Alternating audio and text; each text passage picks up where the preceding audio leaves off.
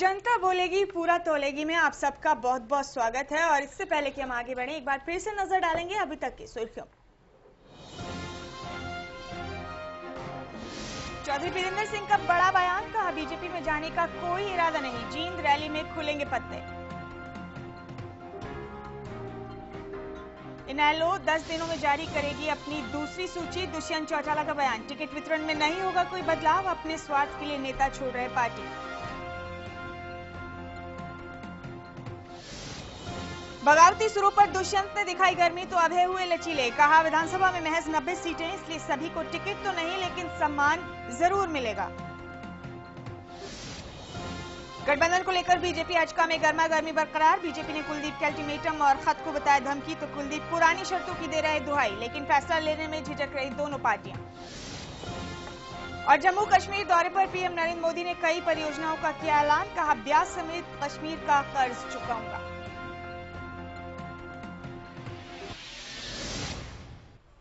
ये थी अभी तक की सुर्खियां। मनोज जी, आपसे गुजारिश है कि जनता बोलेगी पूरा तोलेगी, हमारे दूसरे सर्वे का बैलेट बॉक्स टिकट का हकदार में हमने देखा कलीराम मोर्चा लगा रहे थे, यहाँ देखते हैं इनेलो मोर्चा लगा रही है या नहीं।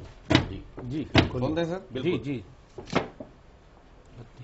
मनोज जी, ब्रेक पर जाने से पहले पांचों राउंड्स के नतीजे हमारे सामने थे और हम चाहते हैं कि आगे बढ़ने से पहले उन पर आप जरा अपनी राय उन पर भी चर्चा करेंगे करें। और लाल बत्तियां कितनी हैं, हरी बत्तियां कितनी हैं, उस पर भी डिस्कशन होगा। और आज मेरे पास एक ऐसा छोटा सा सर्वे भी है, मुझे पता है प्रदीप जी रोज मेरे से एक सवाल कर लेते हैं, उस पर भी चर्चा करेंगे। और कांग्रेस के 7 विधायकों ने टिकट के लिए अप्लाई ही नहीं किया, लेकिन हाईकमान का रुख लचीला है।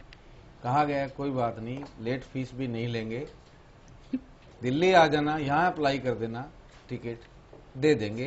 उस पर भी चर्चा करेंगे। इतना नरम रुख क्यों? टिकट मांगने वालों की लाइन बहुत लंबी है, अगर बड़े नेता नहीं लेना चाहते तो इस बार दूसरे नेताओं को टिकट देने में कंजूसी क्यों? इस पे भी चर्चा करेंगे।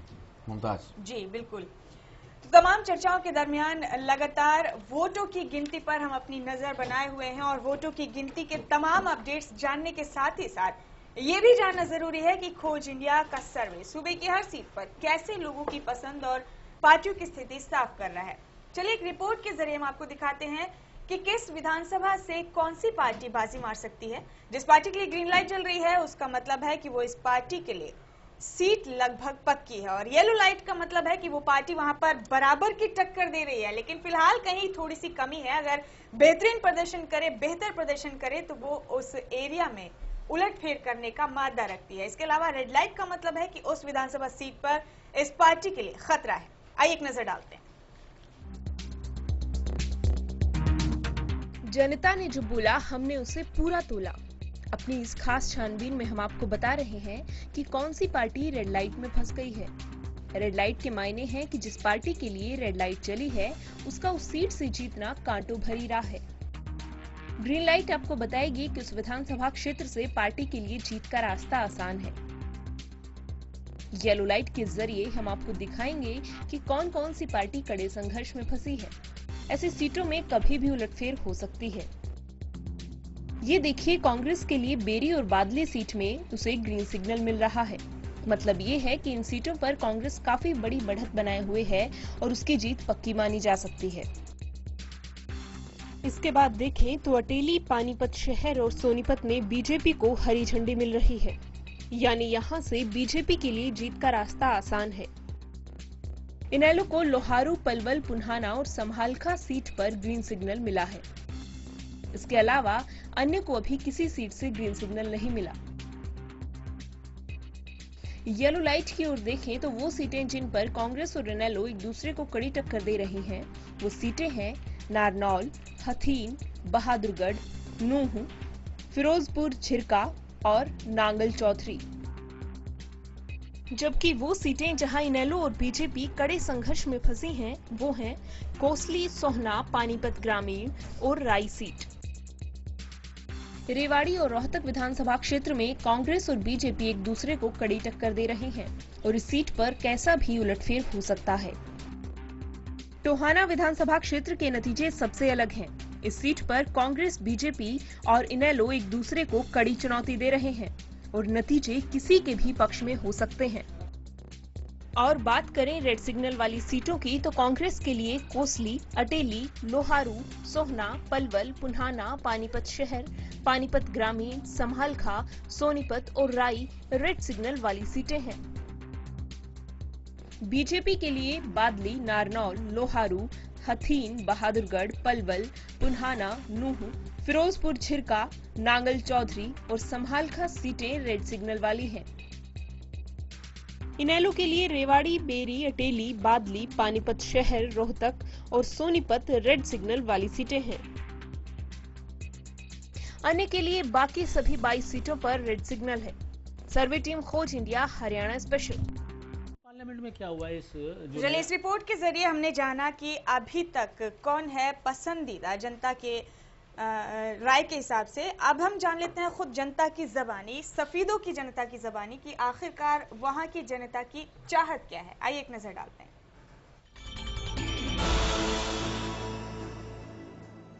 चुनाव आ रहे, किसको वोट देना पसंद करोगे इस बार? कांग्रेस में वोट तो जी देखो, ये तो कांग्रेस से देवांगे जी। ठीक है जी। हाँ जी, कुछ फिर मन दादा को नहीं। कांग्रेस में किस उम्मीदवार को वोट दोगे? बचने को जी। चुनाव आ रहे, किसको वोट देना पसंद करोगे? अब हजका को बनाएंगे, जो भी मुझे जाएगा हजका का उसकी वोट देंगे। बीजेपी को। बीजेपी को जी। हजका को। तो हजका में उम्मीदवार कौन होगा आपकी पसंद का?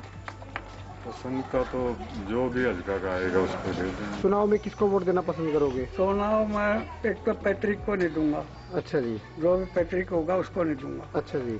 अच्छा, फिर कोई इंडिपेंडेंट को समझ में आओगा, सामने आओगा कैंडिडेट, फिर पता लगेगा। उड्डा सरकार का तो आगे भी बीज नहीं आना चाहिए, यह भी पैतृक है। हमारे यहाँ पे कलीराम पटवारी इनेलो को वोट देना पसंद करेंगे। चुनाव आ रहे, किसको वोट देना पसंद करोगे? मैं कुलदीप बिश्नोई को वोट देना पसंद करूँगा। अच्छा जी। उसका जो कैंडिडेट आएगा। चुनाव आ रहे, किसको वोट देना पसंद करोगे? कुलदीप बिश्नोई। अच्छा, कुलदीप बिश्नोई।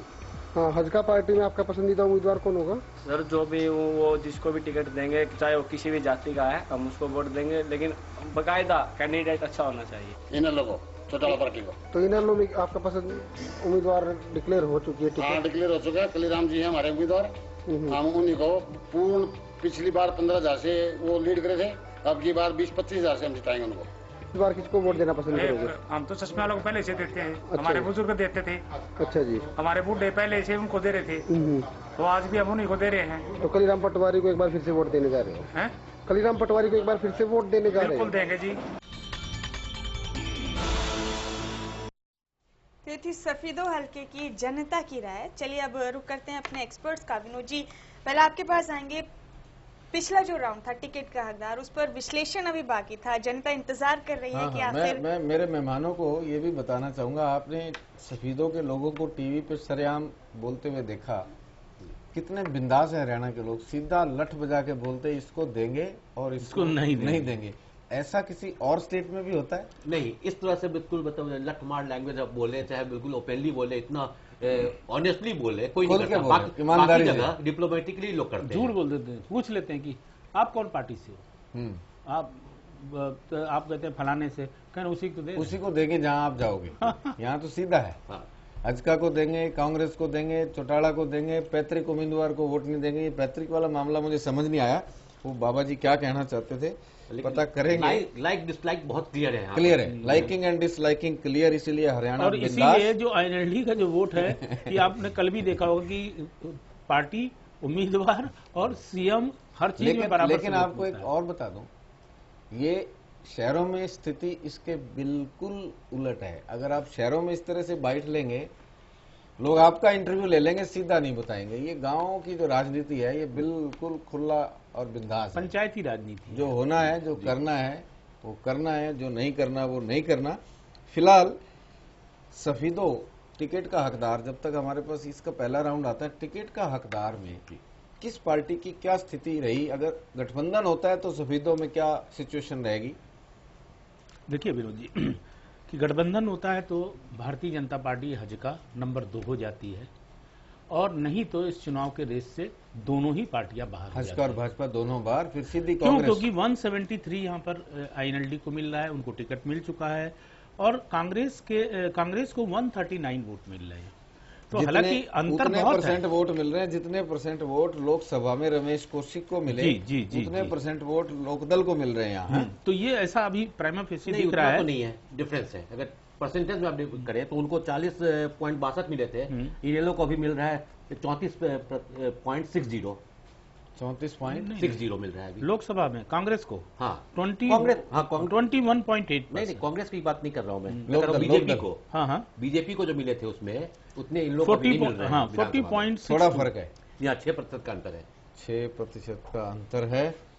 लेकिन अब एक चीज और देखूं, इतने हैं लेकिन 2009 के चुनाव से इन लोगों का वोट प्रतिशत खासा नीचे गिरा है। अगर हम सिर्फ कैंडिडेट की बात करें तो कोई 1%, 1 पॉइंट समथिंग 2009 के मुकाबले। हाँ, थोड़ा 35.47 था, लेकिन यहाँ पर जनता कह रही थी पिछली दफा 15,000 से जितवाया था, इस बार 30,000 से जितवाएंगे। बीजेपी का बढ़ा है, उससे आप देखें तो 10% वोट बढ़ गया। चलिए मुमताज, ये सीट किस तरफ जाएगी, दूसरा सर्वे आएगा तो उससे मैच करेंगे। फिलहाल कांग्रेस ने इस बार राहुल गांधी के फार्मूले पे काम किया, टिकटों के लिए 10,000 रुपये फीस भी ली और एप्लीकेशन भी मांगी। हरियाणा में 7 ऐसे विधायक हैं जिन्होंने टिकटों के लिए एप्लीकेशन भी नहीं दी और फीस भी जमा नहीं करवाई। वो किधर और जाना चाहते हैं या डिफॉल्टर की लिस्ट में हैं या नहीं लड़ना चाहते। पर कांग्रेस हाईकमान ने कहा है कि अगर ये दिल्ली में भी आके दरखास्त दे देंगे, बल्कि हुड्डा साहब ने कहा है कि पीसीसी में जिन्होंने आवेदन नहीं दिया वो ऑल इंडिया कांग्रेस में, यानी सीधा मुझे ओवरटेक करके दिल्ली दफ्तर में भी 10,000 रुपये जमा करवा देंगे, तब भी उनकी टिकट पक्की है। ये वो विधायक है, मैं नाम बताऊंगा। तोशाम से Kiran Chaudhary, excise and taxation minister हैं, पब्लिक हेल्थ भी उनके पास है। कुलदीप शर्मा गन्नौर के विधायक हैं, और राई से जय तीरथ दहिया, जिनका हमने कल खोला था, उन्होंने भी दरखास्त नहीं दी है। पानीपत से बलवीर पाल शाह ने दरखास्त नहीं दी है और नलवा से संपत सिंह ने दरखास्त नहीं दी है। बेरी से रघुवीर काद्यान ने भी दरखास्त नहीं दी है और अपना फरीदाबाद से महेंद्र प्रताप जी ने भी दरखास्त नहीं दी है। फिर भी कांग्रेस ने कहा नीचे नहीं तो ऊपर दरखास्त दे दीजिए, आ जाइए प्लीज। क्या कहेंगे इसको? देखिए, इसमें बड़ा जिन लोगों के आपने नामों का जिक्र किया, 2 के बारे में तो मैं कह सकता हूँ जी। एक तो दहिया हैं जो, और बलवीर पाल शाह। हाँ, इन लोगों ने स्पष्ट कर दिया कि वो चुनाव नहीं लड़ेंगे, अपने बच्चों को चुनाव लड़ाएंगे, भाई को लड़ाएंगे। तो संभव है कि उन लोगों ने दरखास्त कर दी। संपत सिंह तो कभी चुनाव छोड़ते ही नहीं है, वो तो कोई चुनाव आ जाए बोला टिकट दे दो, लड़ लेंगे। इस बार क्यों नहीं दरखास्त दी? वो नहीं समझ आ रहा है। इतने भोले भी नहीं है कि दरखास्त ना देने का मतलब ना समझते हो। नहीं, लेकिन मैं वही कह रहा हूँ, जो नंबर ऑफ है उसमें 2 तो, जो मेरी जानकारी में 2 तो निकल गए, बच्चे 5।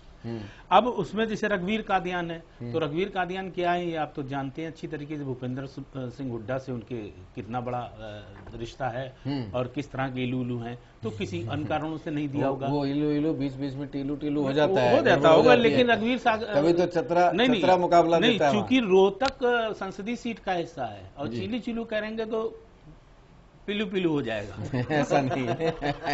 तो ये 3। और किरण चौधरी के बारे में अगर बात करें तो वो खुद चुनाव समिति की सदस्य हैं जो कि लोगों को टिकट देने जा रही हैं। तो ये क्या कहते हैं कि ये एक मतलब इसको क्या कहना चाहिए? किरण चौधरी के बारे में कुछ भी प्रेडिक्ट करना बड़ा ही मुश्किल काम है, क्योंकि आज उन्होंने कहा कि वीरेंद्र सिंह अगर कांग्रेस छोड़ रहे हैं तो कांग्रेस छोड़ना उनकी मजबूरी है, क्योंकि कांग्रेस हरियाणा में हुड्डा की हो गई है, उन्हीं की कैबिनेट में मंत्री हैं और उनकी सिंपैथी बीजेपी में जाते हुए वीरेंद्र सिंह की तरफ है। अब इसको क्या समझें क्या नहीं समझें, बड़ा कहना मुश्किल है। पूरा बयान पढ़ लीजिए आप, उसमें यह भी कहा गया है कि मैं कांग्रेस की सिपाही हूं और मुझे टिकट मिलेगा तो मैं चुनाव लड़ूंगी। तीसरा कि अगर जिसको मिलेगा मेरी जगह तो मैं उसके लिए काम करूंगी। किरण चौधरी और तुशाम की गद्दी छोड़ दे, ये बड़ा मुश्किल है प्रदीप जी। तो वो तो फिर वही है ना कि इसीलिए हो सकता है कि टिकट ना दाखिल किया। और तुशाम क्या है, बंसीलाल का पर्दे के पीछे कुछ पक रहा है। कुछ नेता आदमपुर की तरह, कुछ नेता आखिरी टाइम तक देखते हैं पलड़ा किधर भारी है, उसी तरफ उनका रुख होता है। फिलहाल ये बिना टिकट अप्लाई किए कांग्रेस इनको टिकट देने के लिए तैयार है। कांग्रेस की स्थिति का आंकलन किस रूप में करेंगे? ये अप्लाई करना अपने आप में बहुत महत्वपूर्ण चीज नहीं है। मैं ये सोच रहा था अभी कि क्या सोनिया गांधी, राहुल गांधी फॉर्मली एप्लीकेशन देते हैं क्या पार्टी के अंदर कि मैं, लेकिन हरियाणा में भूपेंद्र सिंह हुड्डा ने फॉर्मल एप्लीकेशन दी है, तो फिर इनको भी सबक लेना चाहिए था। तो ठीक है, लेकिन ये इंपॉर्टेंट नहीं है। पार्टी को अपने रैंक एंड कैडर से बेस्ट उम्मीदवार को चुनना होता है। किस तरह से आप उम्मीदवार चुने वो पार्टी पर डिपेंड करता है। तो राहुल गांधी के फार्मूले बंद कर देने चाहिए। राहुल गांधी ने फार्मूला ऑलरेडी बंद कर दिया। जो प्रिलिमिनरी जो कर रहे थे, जो अमेरिकन स्टाइल में कर रहे थे, वो उन्होंने बंद कर दिया कि देखा कि फ्लॉप हो गया लोकसभा। देश में उनकी आलोचना हुई, पार्टी के अंदर हुई, इंडिया को उनके बारे में बोला गया। इंडिया को अमेरिका बनते बनते अभी बहुत साल लगेंगे। देखिए, क्योंकि अमेरिका बनने के लिए हमारे वोटर को भी बहुत जागरूक। देखिए विनोद, ये मानता हूँ कंप्यूटर पे आंकड़े डालकर आप बेस्ट कैंडिडेट नहीं निकाल सकते हैं जी। वहां पर वो कैंडिडेट कैसे भाषण देता है, कैसे जनता को रिझा सकता है, वो बातें नहीं आती। उसको क्वालिफिकेशन आएगा, उसके डाटा जाएंगे, तो आप वो सब निकाल लेंगे। लेकिन उसके अंदर वो कला जो है, लेकिन वो कला जो अंदर होती है कि नेता के अंदर पॉपुलर है कि नहीं ये नहीं निकलेगा डाटा के अंदर। वही कह रहा हूँ कि कला है वो नेता के अंदर, कैसे बोलता है, उसके व्यवहार कैसे हैं, कैसे लोगों को पटा सकता है, वो चीजें कंप्यूटर नहीं बताता। वही राहुल गांधी कंप्यूटर कला के बारे में नहीं बताता, ग्राउंड पे जाना पड़ता है। भैंस का दूध तो थन को हाथ लगाने से ही पता लगता है कि भैंस कितना दूध देगी, इसलिए राजनीति में ग्राउंड में जाना बहुत जरूरी है। मेरे पास ग्राउंड रिजल्ट आ गए हैं। पहला राउंड मुमताज जो बिल्कुल चौंकाने वाला है। इसके बाद हमारे पास एक परसेंटेज का इश्यू है, उस पर डिस्कस करेंगे। सफीदों में बीजेपी 13% वोट ले रही है पहले राउंड में। ये अलग बात है कि लोकसभा में 40% वोट लिए थे। अजय जी मैं ठीक कह रहा हूँ, लोकसभा में 40 ही मिले थे। 40.62 40.62 तो 27% वोट मोदी के नाम के थे जो उड़ गए हैं हवा के नाम पे। अभी ये पहला चक्र है, अभी आने दीजिए कि 13 से शुरू हुआ है तो 33 पे तो पहुंचने जरा 23 पे पहुंच जाएगा। पहुंच भी सकता है, शहर में खुल जाए शायद। छोटा है शहर, सफीदो तो बहुत छोटा सिटी है। लेकिन उसमें भी ग्रामीण, लेकिन सफीदों में मंडी भी है। नहीं, उसमें व्यापारी भी छोटी मंडी है प्रदीप जी, थोड़े वोट है, 14-15 हजार होंगे, मेरे को पक्का नहीं पता। छोटी मंडी है, छोटा शहर है। आईएनसी यहाँ पे रोहतक वाला जलवा दिखा रही है।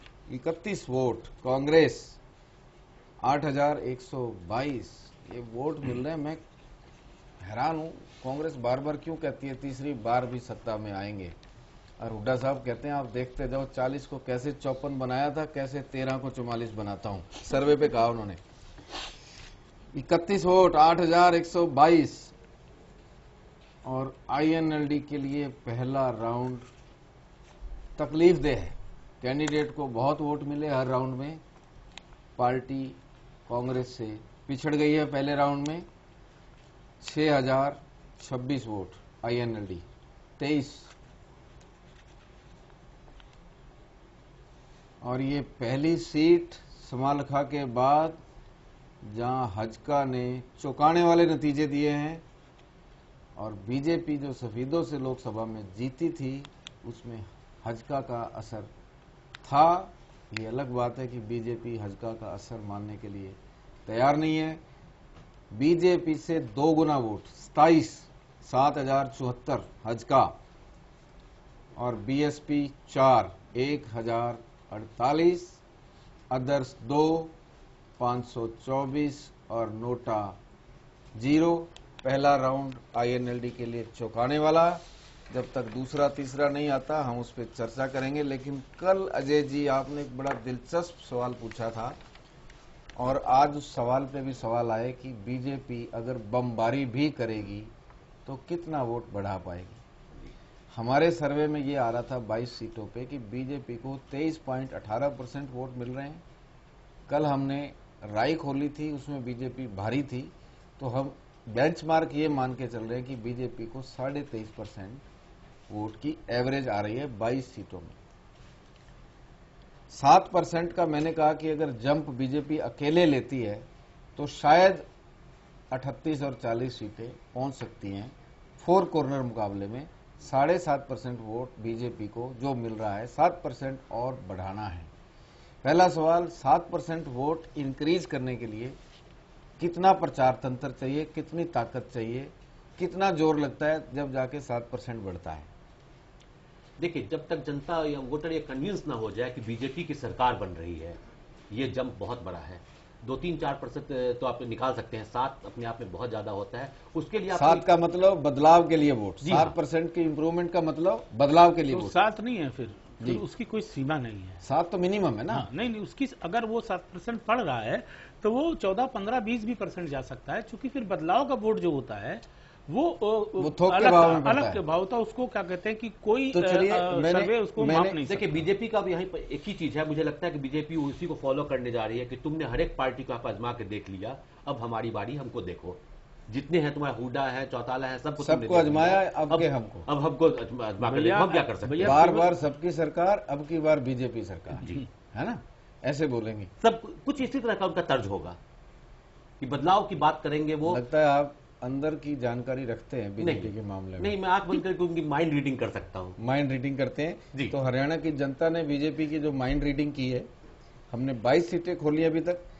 मैंने 10 ऐसी सीटें निकाली हैं जहां बीजेपी को 23% वोट नहीं मिल रहा है, और 12 सीटें ऐसी निकाली हैं जहां बीजेपी 23% वोट को क्रॉस कर रही है। मेरा सवाल ये रहेगा कि उन 10 सीटों पर जहां 23% से कम वोट है, 18 है, 17 है, 19 है, क्या वो बीजेपी रेड लाइट से येलो लाइट में भी आ जाएगी? वो सीटें मैं अनाउंस कर रहा हूँ।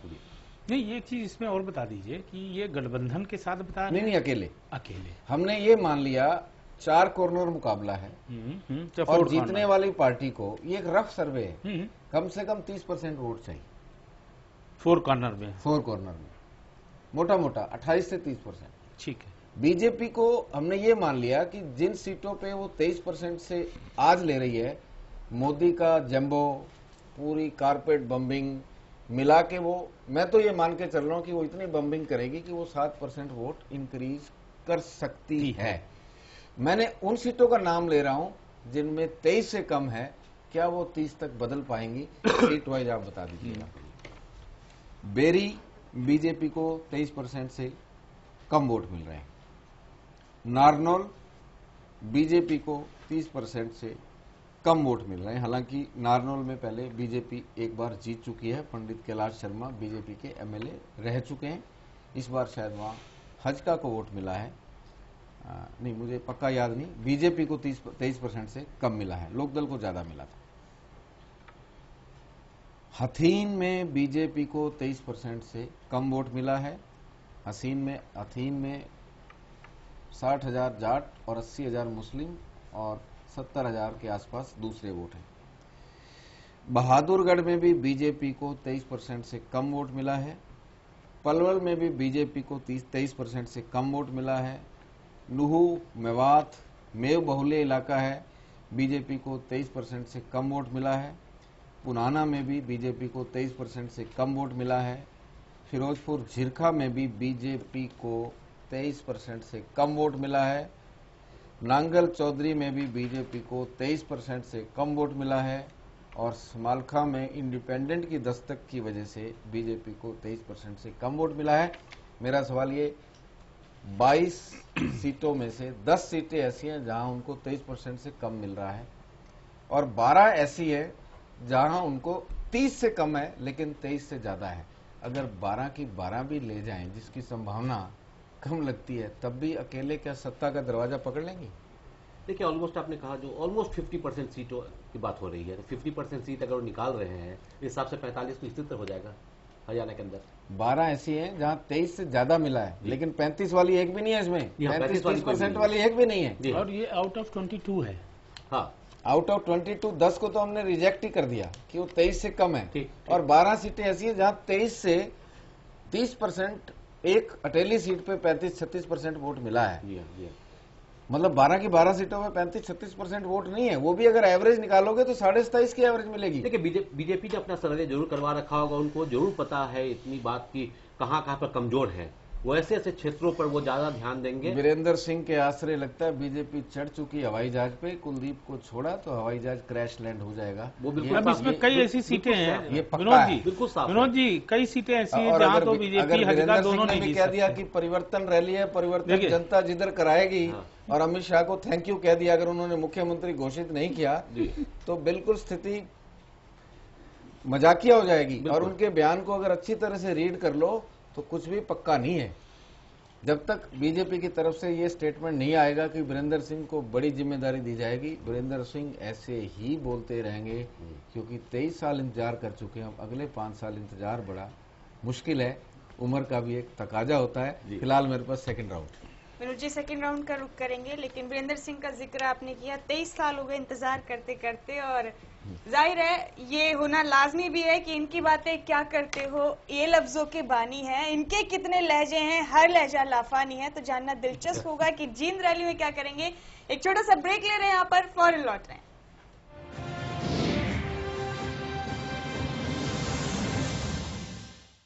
देखे गे घेड़े ने पढ़ लो, पढ़ लिख के थम आगे बढ़ लो, बिना पढ़े इब कोई रहे ना, पाके शिक्षा शिखर पर चढ़ लो। अरे नसीब है तू आजकल बड़ी बाका की पढ़ाई लिखाई पर जोर दे रहा है। भाई जिंदगी में बदलाव 2 चीजें आया करे, एक तो मेहनत और दूसरी शिक्षा। मेहनती तो हम सदाते रहे सा, हाँ शिक्षा में थोड़ी सी कमी रहा करती, क्योंकि स्कूल की महंगी फीस भरने का हमारा ब्योत तो था नहीं, बस पीढ़ी दर पीढ़ी यहाँ मजदूरी करे जाया करते। पर भाई हमारी इस कमी का समाधान करे हरियाणा सरकार ने। सरकार ने हमारी मजबूरी और हमारे बड़का की शिक्षा की जरूरत समझी और प्रदेश में ऐसी बढ़िया योजना लागू करी कि खर्चा होने के बजाय कमाई होने लगी। अरे वाह क्यों कर नसीब भाई, आज हरियाणा में अनुसूचित जाति, पिछड़ा वर्ग ए और गरीबी रेखा तक नीचे जीवन यापन करने वाले लोगों के बड़का ने हर महीने 600 रुपया का वजीफा दे रही है हमारी हरियाणा सरकार। हाँ, यह वह स्कीम है भाई जिसकी पूरे देश में चर्चा हो रही है, और यह पूरे देश की एक अनोखी स्कीम है। रह देश देश में नहीं, यह स्कीम तो पूरी दुनिया में अनोखी है।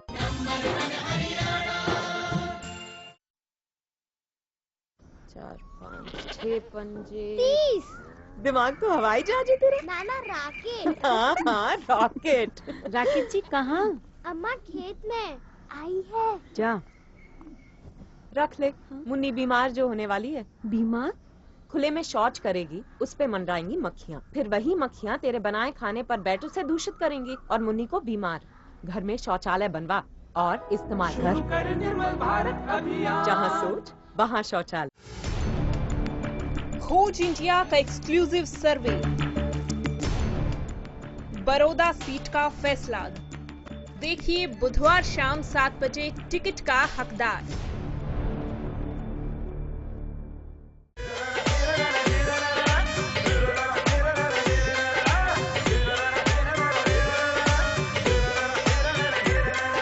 नेक नियत ते राज चला रहा, जनता में विश्वास जमा रहा।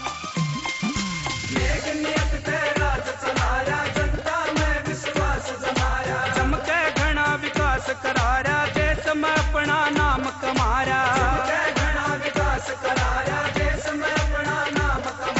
मेहनत करके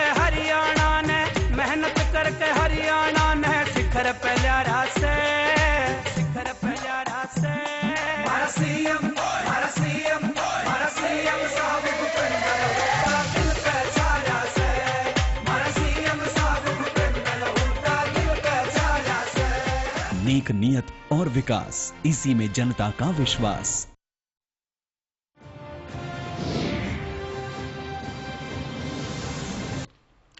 ब्रेक के बाद जनता बोलेगी पूरा टॉलेगी में एक बार फिर से आप सबका बहुत बहुत स्वागत है। और आगे बढ़ने से पहले एक नजर अभी तक की सुर्खियों पर।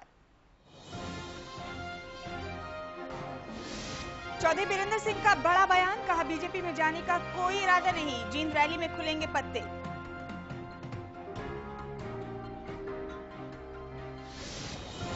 इनेलो 10 दिनों में जारी करेगी अपनी दूसरी सूची, दुष्यंत चौटाला का बयान। टिकट वितरण में नहीं होगा कोई बदलाव, अपने स्वार्थ के लिए नेता छोड़ रहे पार्टी।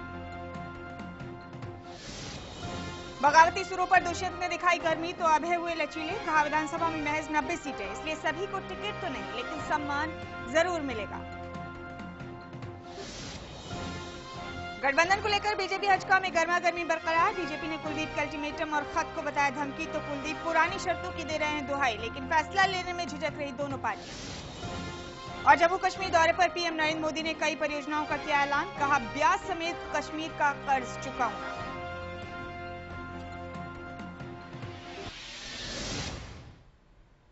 तो ये थी अभी तक की सुर्खियां विनोद जी। इसी दरमियान सुरेश कौशिक बीजेपी नेता जुड़े हैं हमारे साथ, उनसे चर्चा कर लेते हैं जरा। कौशिक साहब नमस्कार, बहुत बहुत स्वागत है खोज इंडिया पर आपका। नमस्कार मैम जी, विनोद जी आपसे चर्चा करेंगे। सुरेश जी। हाँ जी नमस्कार सर। नमस्कार जी, क्या हालचाल है? बिल्कुल बढ़िया सर विनोद जी। बीजेपी को जनता बोलेगी पूरा तोलेगी में तो अच्छा वोट आ रहा है। हाँ जी। और पहले वाले सर्वे में कम आया है, क्या बात बीजेपी के पास अच्छे कैंडिडेट की कमी है क्या सफीदों में? नहीं, बीजेपी के पास बहुत अच्छे कैंडिडेट हैं, कोई ऐसी बात नहीं है। आप अपनी टिकट को लेके कितने श्योर हैं? ये तो देखो पार्टी जब तोलती है कैंडिडेट को जी, उसका राजनीतिक कद क्या है, उसका सामाजिक दायरा क्या है, इन सभी बातों पे पार्टी ध्यान रख के टिकट देती है। मैंने पिछला विधानसभा चुनाव लड़ा बसपा पार्टी से। जी जी जी, पिछली बार मेरी लगभग 15,500 वोटें आई जी। और इस आकलन से और मेरा सामाजिक दायरा और लोगों के बीच में ग्राउंड पे धरातल पे रह के लोगों के बीच में आपका सेल्फ असेसमेंट ये है, इसको एक सेल्फ असेसमेंट कहते हैं जो आप बता रहे हैं। हाँ जी। 15,000 तो मेरे पास मिनिमम है, बाकी तड़का बीजेपी का लग जाएगा तो सीट निकाल लेंगे, यही आपका आंकलन है? हाँ जी, हाँ जी, बिल्कुल आराम से निकाल लेंगे जी। तो कौशिक साहब, सफीदों में बीजेपी को पिछली दफा भी अच्छा वोट मिला और उसका रहस्य भी हम जानते हैं, पर ये बताओ कि अगर आपको टिकट मिलती है हाँ जी, तो आपका मुकाबला किसके साथ होगा? अगर मेरे को टिकट मिलती है तो मेरा मानना है कि हमारा मुकाबला चौटाला पार्टी से हो सकता है। मुझे लगता है पूरे हरियाणा में ही बीजेपी का मुकाबला चौटाला से होने जा रहा है। हाँ जी, हाँ जी, ऐसा ही लग रहा है, सफीदों में यही लग रहा है। और हजका का क्या हालचाल है वहाँ? हजका का तो भाई साहब बहुत बुरा हाल है। हजका की कोई पोजीशन नहीं। हरियाणा, हाँ, पिछली बार हरियाणा जनहित कांग्रेस के कैंडिडेट जयकुमार शर्मा जी आए थे जी, और उन्होंने 1073 के लगभग वोटें ली थी हरियाणा जनहित कांग्रेस से, और मैं बसपा से लड़ा था। तो कोई डुप्लीकेट निशान ले आए उसको भी मिल जाते हैं, चश्मे का डुप्लीकेट चश्मे का निशान ले आओ तो इतने वोट मिल जाते हैं। हाँ, बस उसको पिछली बार रियलिटी इतने 1073 के आसपास समथिंग, थोड़ा बहुत ऊपर नीचे। चलिए सुरेश जी, मेरी शुभकामनाएं। अगर समझौता टूटता है तो ये टिकट बीजेपी के खाते में आएगी, और पुराना ट्रैक रिकॉर्ड देखें तो ये आपके खाते में टिकट आ सकती है।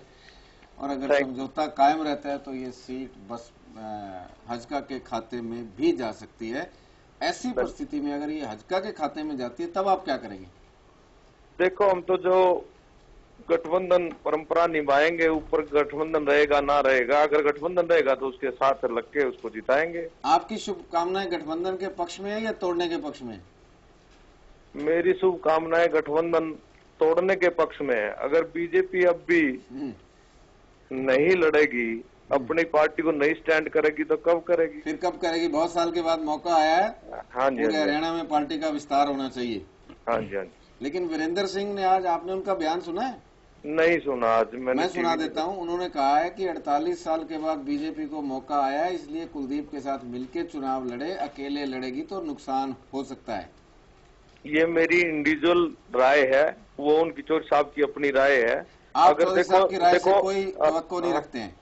नहीं, अगर चौधरी साहब ने बोला, उनका राजनीतिक कद इतना ऊंचा रहा है, वो राष्ट्रीय स्तर के नेता हैं, वो सोच समझ के बोल रहे हैं। लेकिन आम जनता की बात ये तो क्लियर है, अगर गठबंधन रहता तो सरकार कोई रोकने वाला नहीं है जी।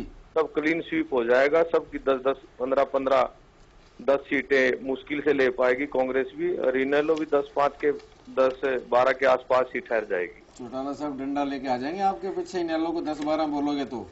अरे सर, चौटाला की तो वैसे भी अगर अकेले भी चुनाव लड़ते हैं तो 20 का आंकड़ा नहीं छू पाएगी। 20 का आंकड़ा नहीं छू पाएगी। चलिए सुरेश जी, बड़ी दिलचस्प रही आपसे बात, लंबी बात हुई, बहुत बहुत शुक्रिया। और आप चाहते हैं कि गठबंधन टूट जाए और बीजेपी अपनी पार्टी का विस्तार अपने दम पे करे, हर नया व्यक्ति बीजेपी की टिकट चाहने वाला और बीजेपी से मुख्यमंत्री बनने वाला हर व्यक्ति चाहता है कि हजका को थैंक यू कह दिया जाए।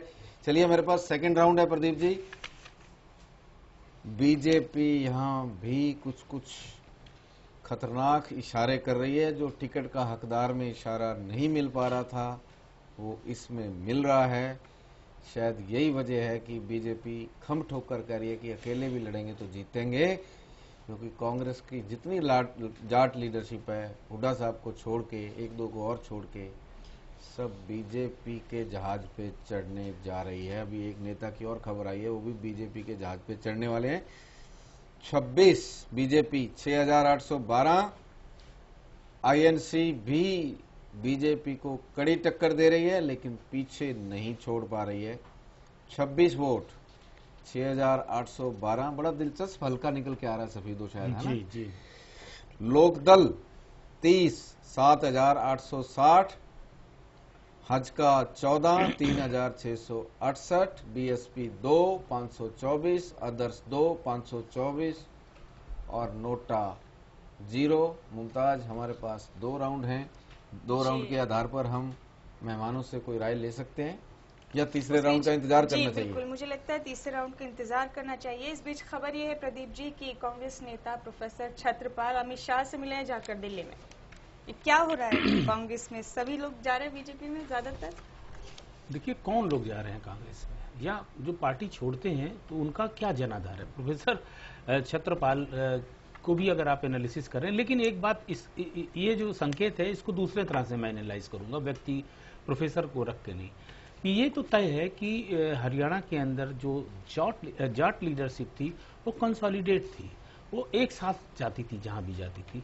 लेकिन बीजेपी ने जाट लीडरशिप के अंदर, जाट समुदाय के अंदर एक डेंट मारा है और उसका और वो कहीं कहीं बहुत सारे पॉकेट्स में बीजेपी का एक जाटों का एक बड़ा धड़ा बीजेपी के समर्थन में खड़ा हुआ है।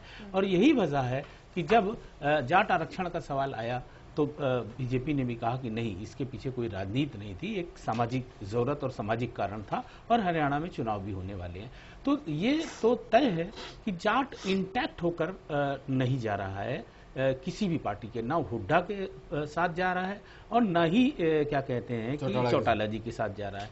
और अगर आप देखें ना कि जहां जहां सीट्स खुली हैं कि वहां पर बीजेपी को मिल रहे हैं, जाट बहुल क्षेत्रों में वोट बढ़ रहे हैं, तो इससे ये मान लेना चाहिए कि ये जो हुआ वोट विनोद एक चीज पे कह और आते हुए जाट और ऊपर से आप बड़े बम, क्या रहेगा बीजेपी का? देखिए, मैं एक चीज कहना चाहता हूँ, हरियाणा के जाट क्या हो रहा है, राजस्थान में क्या हो रहा है, पश्चिम उत्तर प्रदेश में जो दाएं बाएं उनके जो 2 राज्य हैं उससे छूते नहीं रह सकते।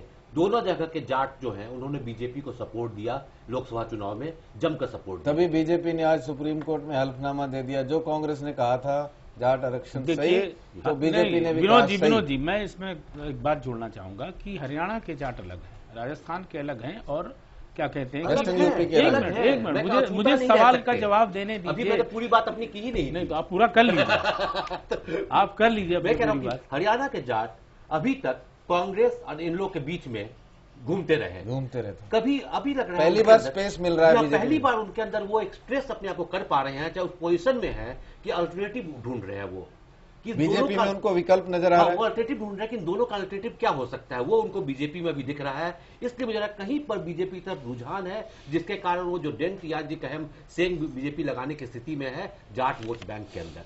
2 बातें इसमें मुझे कहनी है कि राजस्थान और पश्चिमी उत्तर प्रदेश के जाट जो है उनसे हरियाणा के जाट गवर्न नहीं होते हैं। कैसे? और वो उसका उदाहरण भी दे रहा हूं कि गायत्री देवी जब चौधरी शरण सिंह ऐसे महान जाट लीडर की पत्नी हरियाणा से चुनाव लड़ती हैं तो हार जाती हैं। इससे बड़ा उदाहरण अजय सिंह चौटाला जब राजस्थान से लड़ते हैं तो जीत जाते हैं। उसका रीजन है बागड़ी इलाका। वो आप वही मैं अगर आप और खोलना चाहेंगे उस परत को मैं खोल दूंगा। वो बागड़ी है और इसलिए जो जहां से वो जीतते हैं वो बागड़ी बहुल क्षेत्र है।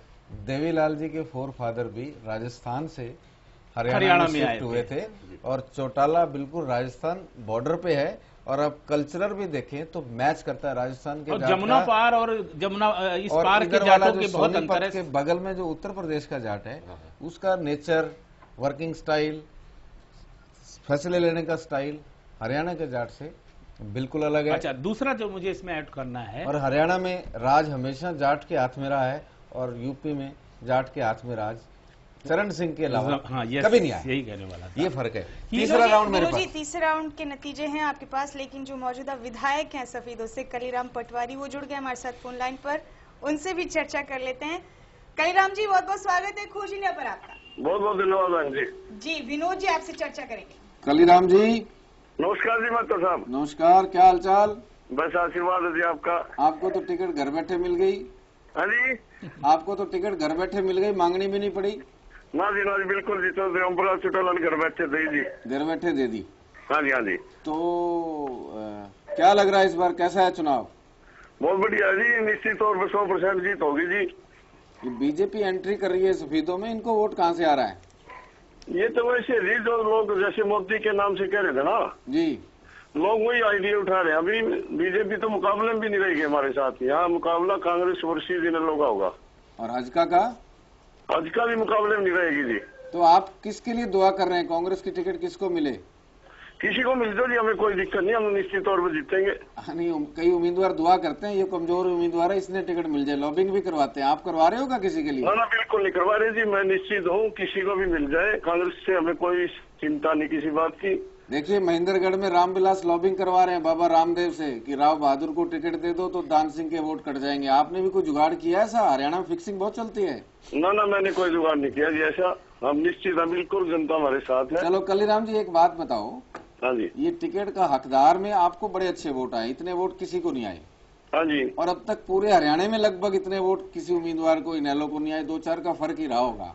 हाँ जी, बड़े खुश हो आप। लेकिन ये जो दूसरा सर्वे है इसमें इनेलो के वोट घट रहे हैं, क्या वजह है? दूसरा सर्वे कैसे जी? मतलब आपके वोट ज्यादा है, इनेलो के वोट कम? मैं समझा दूं, 2 सर्वे होते हैं, एक तो कैंडिडेट का सर्वे, हाँ जी, और एक उसी इलाके में पार्टी कितनी पॉपुलर है उसका सर्वे अलग होता है। हाँ जी, तो कैंडिडेट सर्वे में तो थाने थोक में वोट आए हैं। हाँ जी, और जो लोकदल के पार्टी की पॉपुलरिटी वाला सर्वे है उसमें कांग्रेस और बीजेपी दोनों मुकाबला दे रही है, उतने वोट नहीं है। क्या वजह हो सकती है?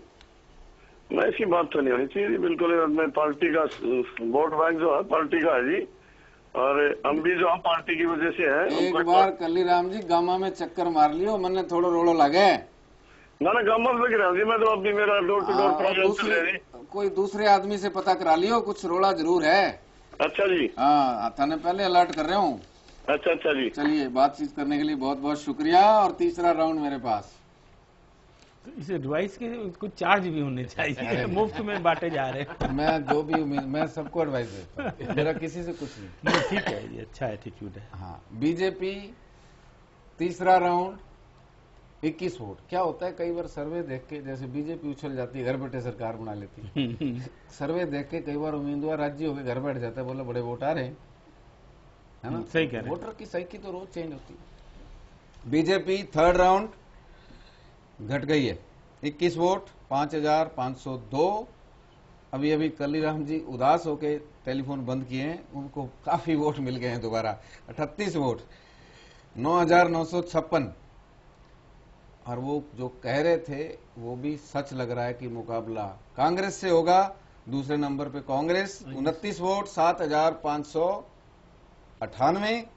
और तीसरे राउंड में हजका, जैसे टायर से हवा निकलती है, साइकिल फिर भी चलता है क्योंकि टायर फटा नहीं होता, हवा कम होती है। तीसरे राउंड में हजका की हवा यहाँ कम हो गई है, केवल 7 वोट 1834। बसपा 2 524, अदर्स 3 और NOTA 0। 3 round, 2 round Pradeep ji बाकी। 3 राउंड का इशारा क्या है? चौथा राउंड भी आने वाला है, 5वां भी आने वाला है, और उसके साथ मुख्यमंत्री का राउंड भी आने वाला है। बड़ी इंटरेस्टिंग बता दूं। हाँ जी, 3 राउंड के बाद बीजेपी हज का साथ है तो नंबर 1 पे जा रही है। ये सारा हरियाणा कह रहा है। हाँ। बीजेपी वाले मानते तो कोई नहीं, उसमें कैंडिडेट्स वाले में नंबर 2 आप जोड़ने से बाज नहीं आते। कल आपने कहा था अब हम नहीं जोड़ेंगे, तो आपने जोड़ दिया आज। अभी भी वार्निंग, बीजेपी को वार्निंग दी जा रही है, हम भी वार्निंग दे रहे हैं। आप भी दे रहे हो, वीरेंद्र सिंह भी दे रहा है, सब कोई वार्निंग दे रहे हैं। कहते हैं अमित शाह किसी की वार्निंग मानता ही नहीं। वो अलग बात नहीं, अमित शाह मानेंगे, मोदी क्या कहते हैं वो बात है जी। उसके आका मोदी है वहां बैठे हुए, मोदी के आका नागपुर में बैठे हुए हैं। अब तो बीजेपी में 2 ही तो लोग हैं, अमित शाह या मोदी, और उनके सबके आका बैठे हुए नागपुर में आरएसएस हेडक्वार्टर, खजाना संभालने के लिए अरुण जेटली। बाकी बताइए बीजेपी में क्या है? मोहन भागवत जो और किसी पास नहीं है। ये भी पहली बार हुआ है कि सबसे बुजुर्ग नेता अच्छी सेहत के बावजूद घर में बैठे हैं जी। लाल कृष्ण आडवाणी। क्यों प्रदीप जी, आपका उनसे बड़ा स्नेह है? स्नेह है और हमारे अच्छे रिश्ते हैं। मुरली मनोहर जोशी हैं और आपके अच्छे रिश्ते वाले सर सब घर बैठे हैं। ठीक है, अच्छी बात है। भाई किसी रिश्ते थोड़ा नहीं खराब हो जाएंगे। आपका हमारे तो नरेंद्र मोदी से भी अच्छे रिश्ते आप जानते हो, और नरेंद्र मोदी को तो मैंने कहां से देखना शुरू किया है, चंडीगढ़ हो, चाहे हिमाचल हो, चाहे गुजरात हो। चलिए, फिर भी आप नरेंद्र मोदी की नीतियों से सहमत नहीं है, रिश्ते आपके बहुत अच्छे। और इधर चौथे राउंड में भी देखते हैं सफीर जी। वक्त की अपनी कुछ पाबंदियां हैं, रुकना पड़ेगा मुझे यहाँ पर चंद लम्हों के लिए। आपको एक और छोटा सा ब्रेक ले रहे हैं। यहाँ पर ब्रेक से लौटेंगे तो चौथे और फाइनल राउंड के नतीजे जानेंगे और आखिरकार जानेंगे उन नतीजों पर हमारे एक्सपर्ट्स की राय क्या है और क्या कहता है सफीदो हल्का। एक छोटा सा ब्रेक, जल्द लौट।